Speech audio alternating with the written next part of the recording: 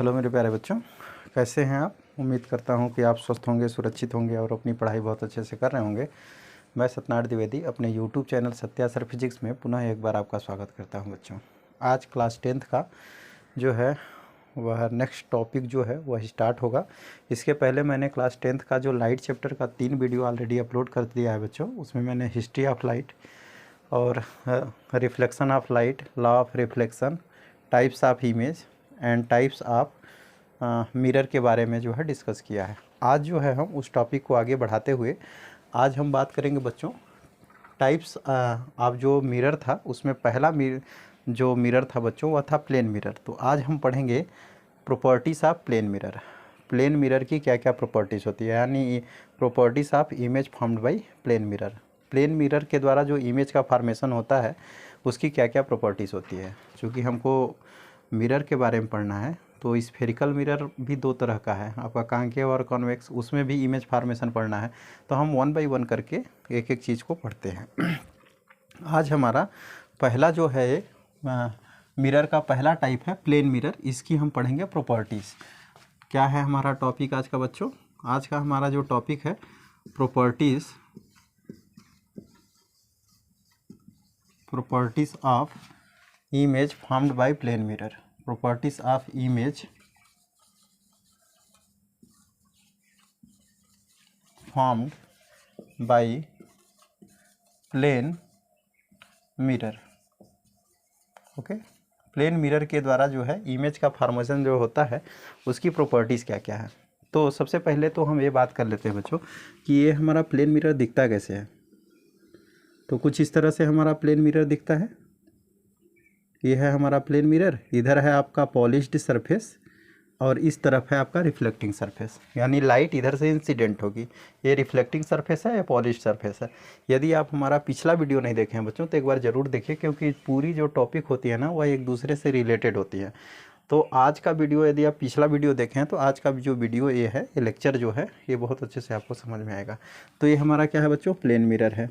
ठीक, plane mirror. अब इस प्लेन मिरर में यदि बच्चों यहाँ पर हम एक ऑब्जेक्ट रख दें, ठीक, ये क्या है हमारा ऑब्जेक्ट, तो इस ऑब्जेक्ट का इमेज बनेगा।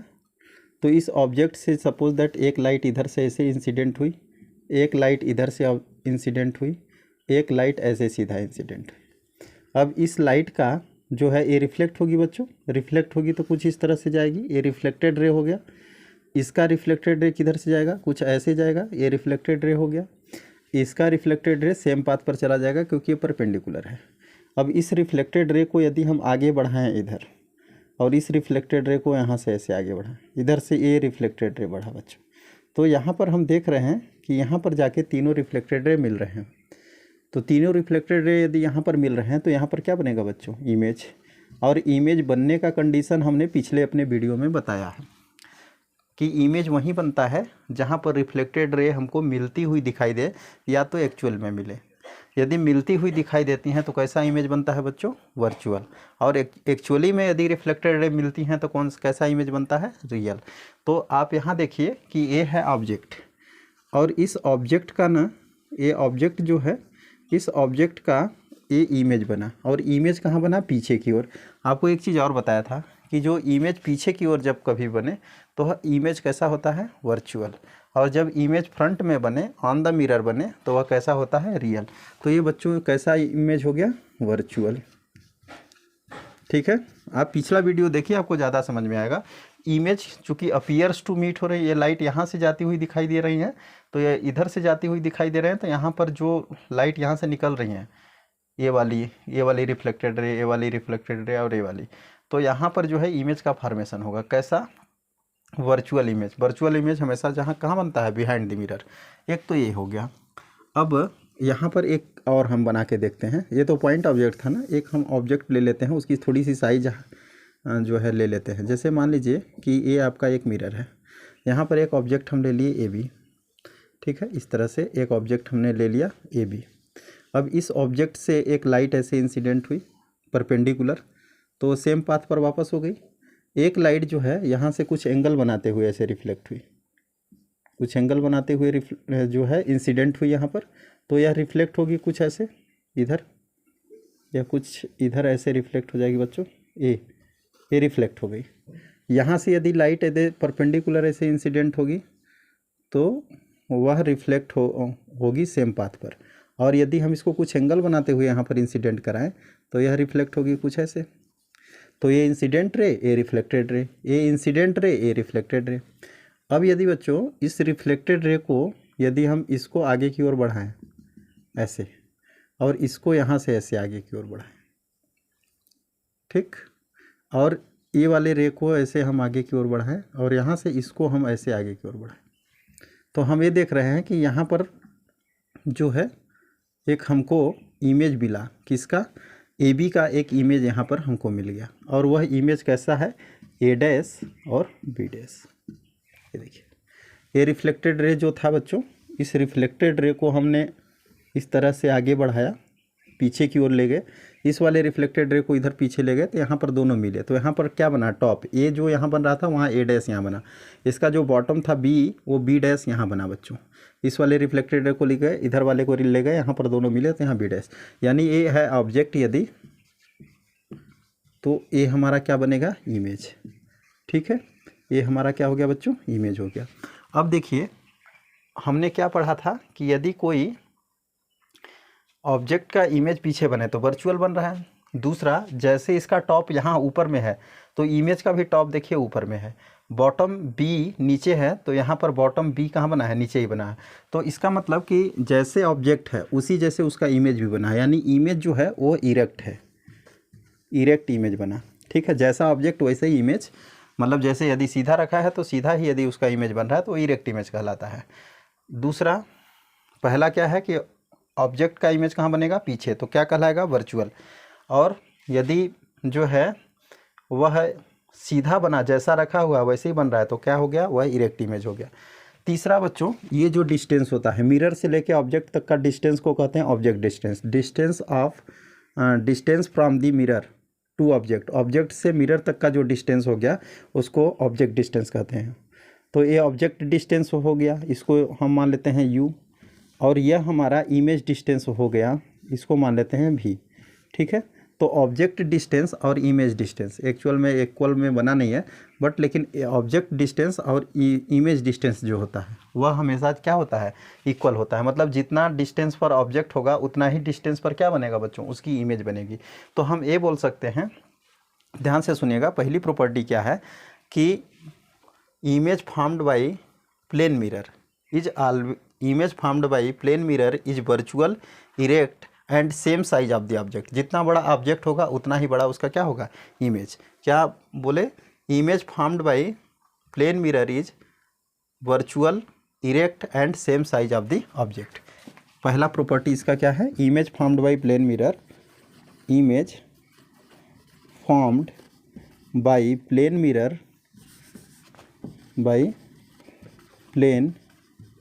Mirror is virtual, erect and same size of the object.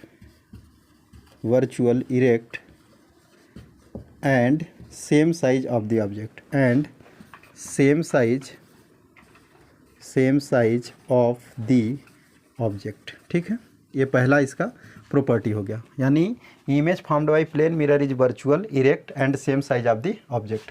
दूसरी प्रॉपर्टी इसकी क्या हो गई बच्चों, इसकी दूसरी प्रॉपर्टी जो है वह क्या है कि object distance is always equal to image distance. Object distance is always equal to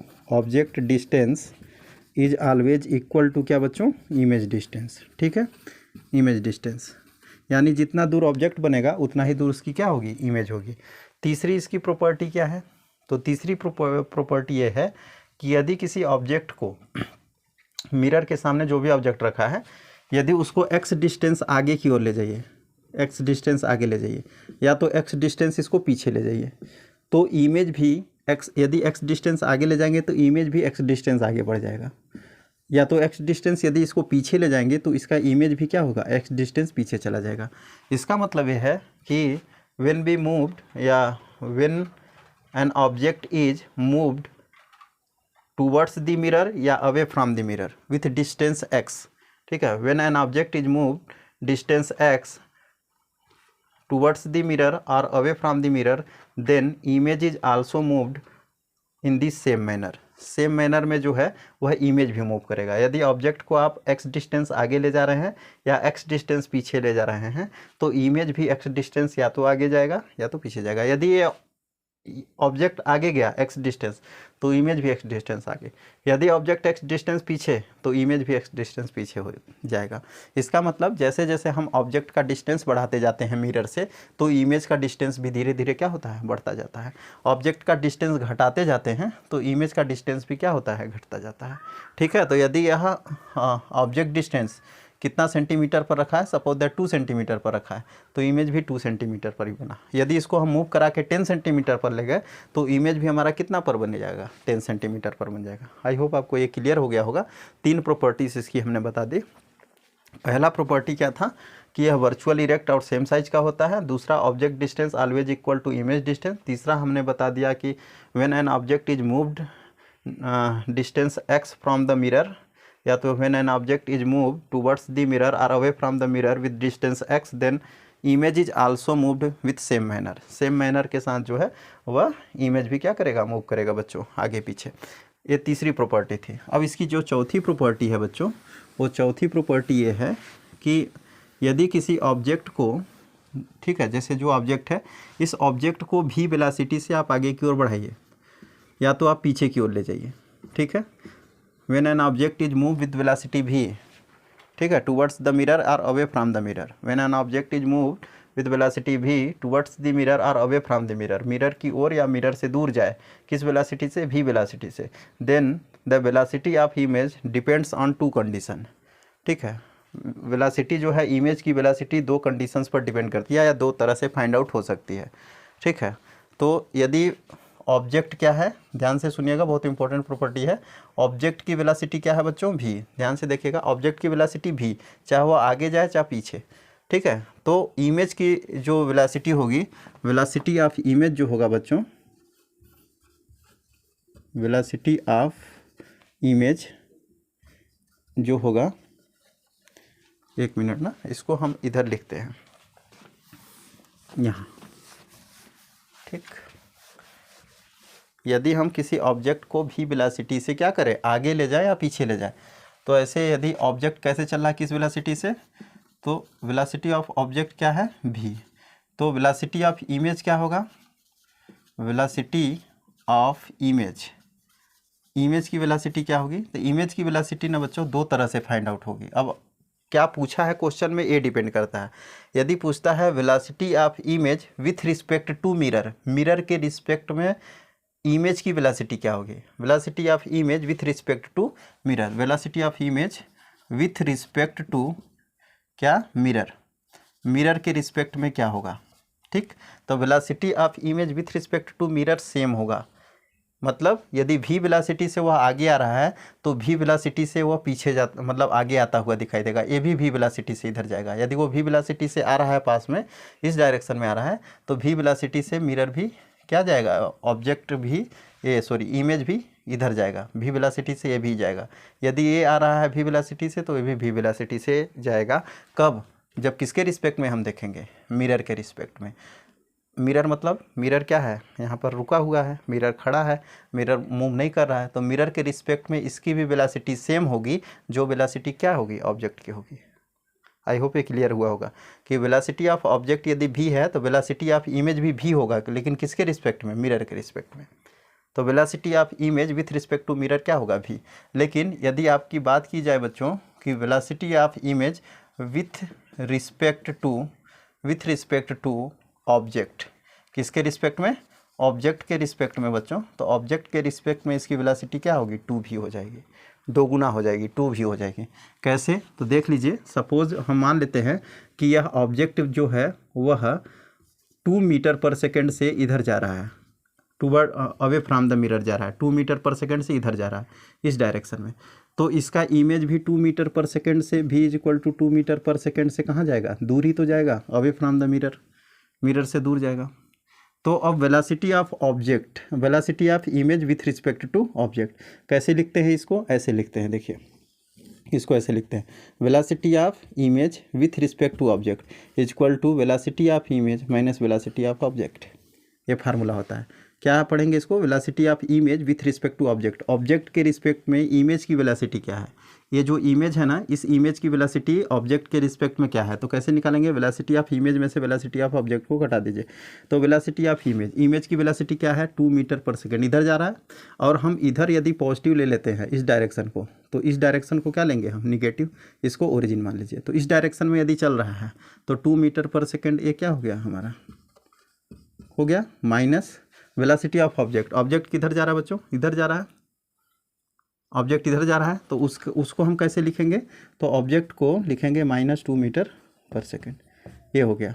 तो अब कितना हो गया, 2 मीटर पर सेकेंड प्लस 2 मीटर पर सेकेंड, यानी टोटल कितना हो गया बच्चों, 4 मीटर पर सेकेंड। ये देखिए आपका आ गया velocity of image with respect to object. तो हमने आपको एक एग्जांपल लेके भी बता दिया कि वेलोसिटी ऑफ इमेज कैसे हम फाइंड आउट करेंगे, किसके किसके रिस्पेक्ट में है।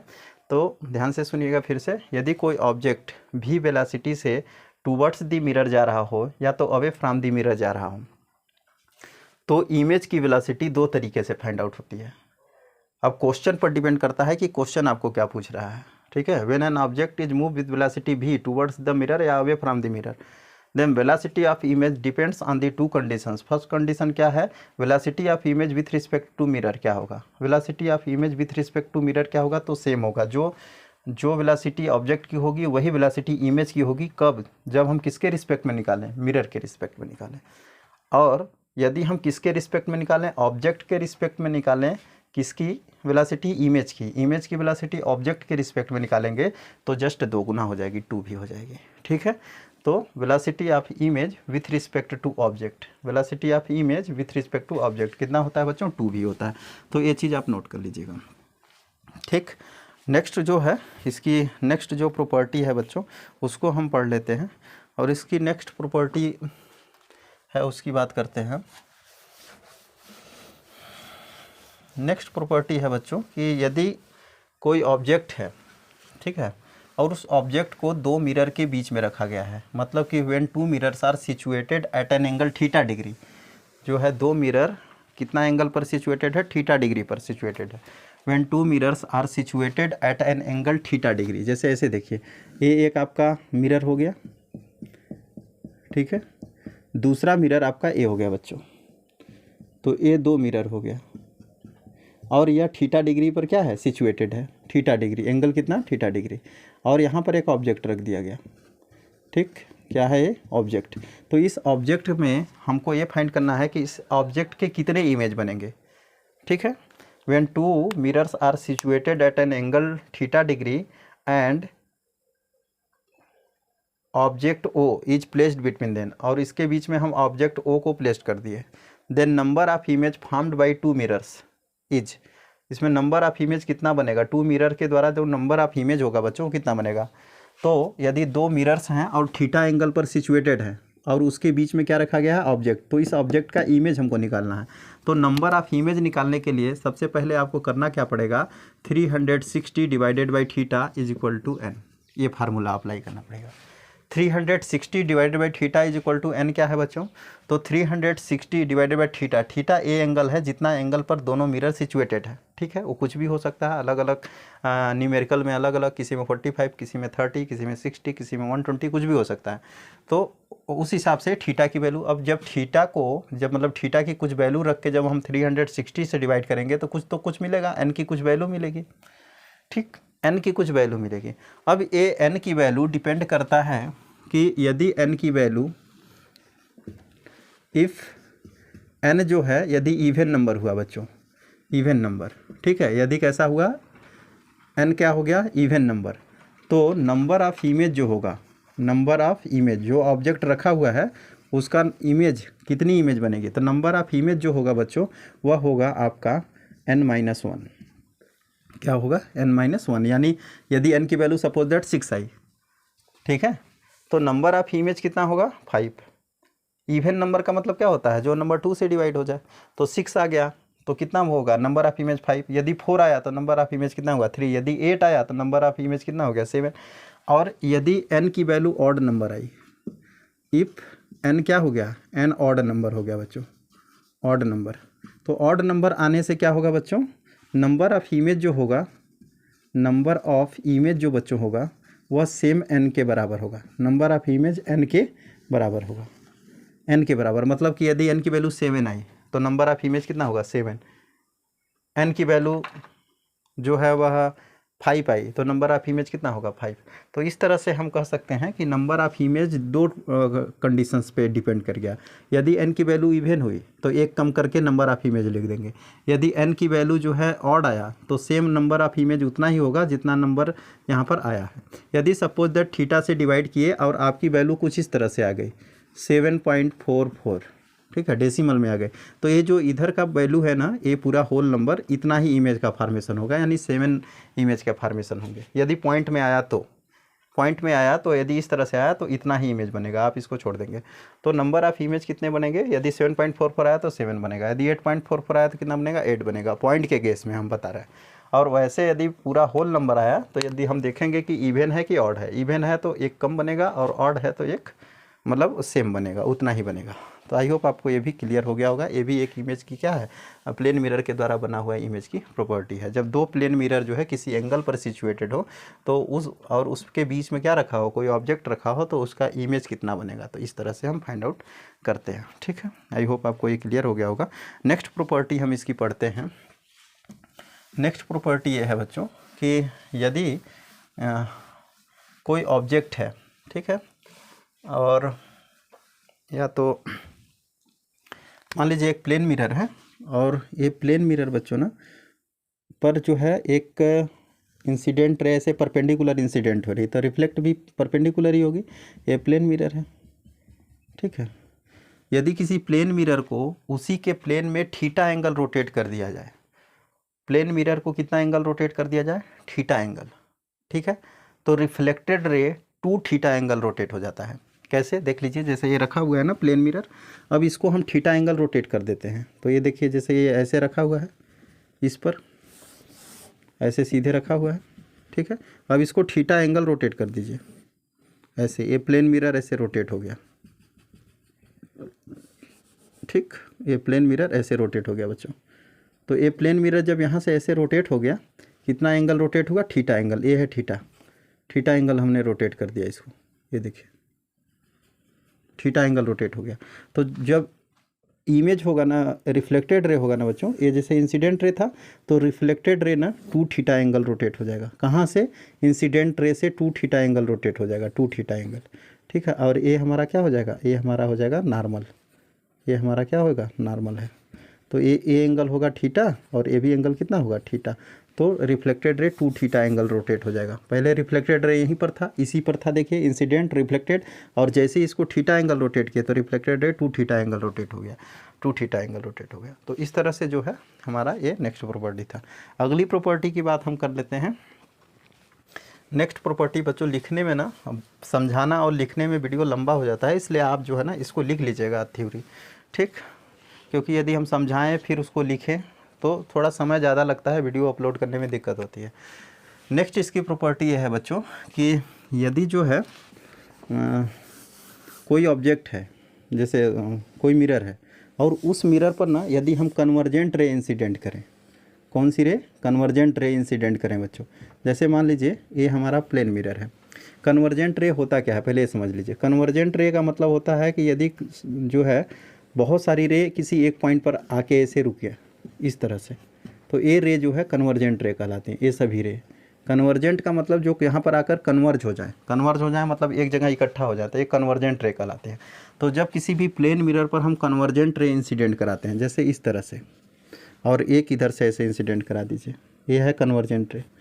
तो जैसे ही इस पर करेंगे तो ये रिफ्लेक्ट करेगा कोई ऐसे इस तरह से, और ये भी रिफ्लेक्ट करेगा ऐसे,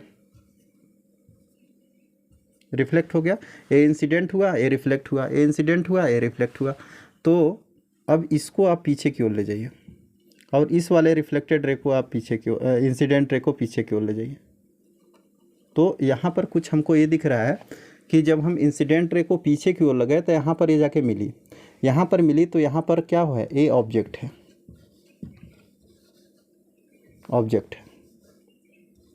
और क्या यह ऑब्जेक्ट एक्चुअल में यहाँ है? नहीं। तो क्यों? क्योंकि यह रे एक्चुअल में यहाँ नहीं जा रही है, यहाँ जाके नहीं मिल रही है।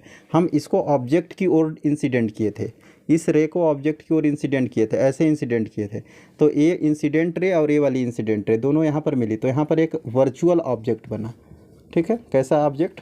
Virtual object. ऑब्जेक्ट कैसा है? वर्चुअल। लेकिन ये रिफ्लेक्टेड रे एक्चुअली यहाँ मीट कर रही हैं। ये देखिए, दोनों रिफ्लेक्टेड रे एक्चुअली मीट कर रही है। तो यदि रिफ्लेक्टेड रे एक्चुअली मीट करें तो इमेज का नेचर कैसा होता है? रियल। और यदि रियल इमेज है तो यह रियल इमेज कहाँ बनता है? Front of the mirror. तो यहाँ बन गया इमेज, और वह इमेज कैसा है? Real image. ये है आपका इमेज, ठीक है, और यह इमेज कैसा है बच्चों? रियल। तो इससे क्या समझ में आया कि यदि हम किसी भी प्लेन मिरर पर कन्वर्जेंट रे इंसिडेंट करें, देखिए ये कन्वर्जेंट रे है, ये भी कन्वर्जेंट रे, ये कन्वर्ज हो रहा है, इधर देखिए फैला है, इधर जाके कन्वर्ज होने की कोशिश कर रहा है। तो जब हम कन्वर्जेंट रे किसी प्लेन मिरर पर इंसिडेंट करते हैं तो उसके द्वारा जो इमेज का फॉर्मेशन होता है वह रियल होता है। और जब इमेज जो है रियल होगा तो ऑब्जेक्ट कैसा होगा बच्चों? वर्चुअल। तो आप ये बोल सकते हैं कि कभी कभी पूछ लिया जाता है कि क्या प्लेन मिरर में रियल इमेज पॉसिबल है? तो रियल इमेज पॉसिबल है। जब ऑब्जेक्ट वर्चुअल होगा तो इमेज कैसा बनेगा? रियल। और जब ऑब्जेक्ट रियल होगा तो इमेज कैसा बनेगा? वर्चुअल। दोनों में सेम है, और वही सेम चीज़, जितना डिस्टेंस पर ऑब्जेक्ट होगा उतना ही डिस्टेंस पर उसका क्या बनेगा? इमेज बनेगा। तो इस तरह से आप बता सकते हैं कि जो है ऑब्जेक्ट यदि रियल है तो इमेज कैसा होगा? वर्चुअल। और यदि ऑब्जेक्ट वर्चुअल है तो इमेज कैसा होगा? रियल। और रियल इमेज बनेगा तो कहाँ बनेगा? फ्रंट में, ठीक है। और वर्चुअल इमेज बनेगा तो कहाँ बनेगा? Behind the mirror. I hope आपको ये चीज़ क्लियर हो गया होगा। तो ये सब जो है इम्पोर्टेंट प्रॉपर्टीज़ थी किसकी? ये इम्पोर्टेंट प्रॉपर्टीज़ थी बच्चों प्लेन मिरर की। और ये अब बहुत सारे कॉम्पिटिटिव एग्जाम्स में आते हैं, न्यूमेरिकल आते हैं इस पर। तो एक दो न्यूमेरिकल हम करा देंगे इसके ऊपर, क्योंकि हमने बोला था कि जो लाइट है वो बेसिक टू एडवांस हम हर चैप्टर को पढ़ने की कोशिश करेंगे। तो उसमें आप जितना भी अलग अलग एग्ज़ाम्स में, जैसे कॉम्पिटिटिव एग्ज़ाम, वनडे एग्ज़ाम्स में जो लाइट चैप्टर से रिलेटेड, मिरर से रिलेटेड जो क्वेश्चन आता है बस यहीं से आता है, ठीक है। तो ये जितनी प्रॉपर्टी हमने बताई उस प्रॉपर्टी को जो है आप याद रखिएगा और उसको जो है रिवाइज कर लीजिएगा एक बार। आगे हम जो है नेक्स्ट वीडियो में पढ़ेंगे स्फेरिकल मिरर, और उस स्फेरिकल मिरर में हम उसके जो टाइप्स हैं कॉन्केव और कॉन्वेक्स, इसके बारे में पढ़ेंगे बच्चों। और उसके बारे में हम जितना भी डिटेल्स है उसको एक ग्राफ के थ्रू समझाएंगे कि साइन कन्वेंशन कैसे होता है, साइन कैसे चेंज हो जाता है, मतलब पॉजिटिव किधर होगा, निगेटिव किधर होगा, उसके बारे में हम पूरा डिटेल बताएंगे आपको। और फोकल लेंथ और फोकल प्लेन क्या होता है इसके बारे में भी हम नेक्स्ट वीडियो में चर्चा करेंगे। आज के लिए इतना ही। Thank you, have a nice day बच्चों।